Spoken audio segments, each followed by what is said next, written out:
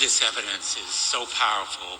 Brick by brick, they're showing how Donald Trump built that mob in a very premeditated and deliberate way, not only to stop the count and stop the steal, but to come to Washington and do it violently.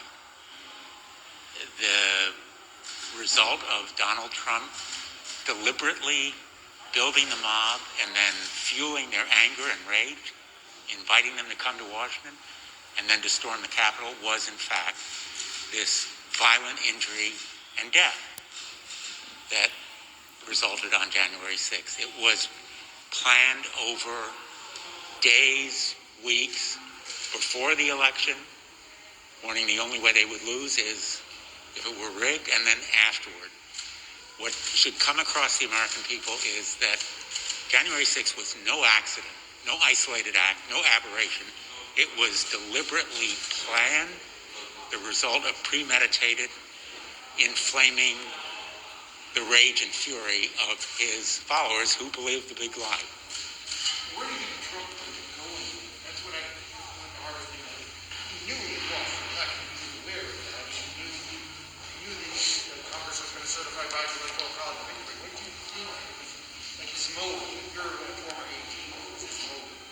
He knew he had lost, and the only way he could retain power was by physically stopping the count. In fact, apparently by killing some of the people involved, like Michael Pence.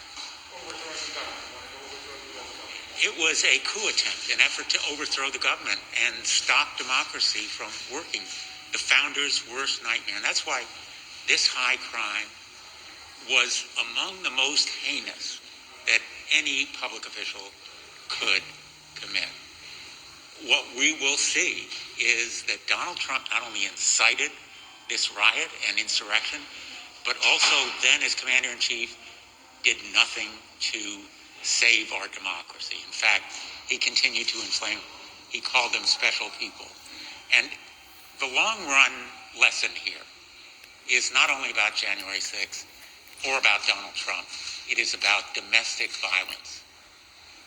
The danger of domestic violence in this country is persistent and lethal, as the Domestic Terrorism Bulletin has said. It is a real threat to our democracy. Thank you so much for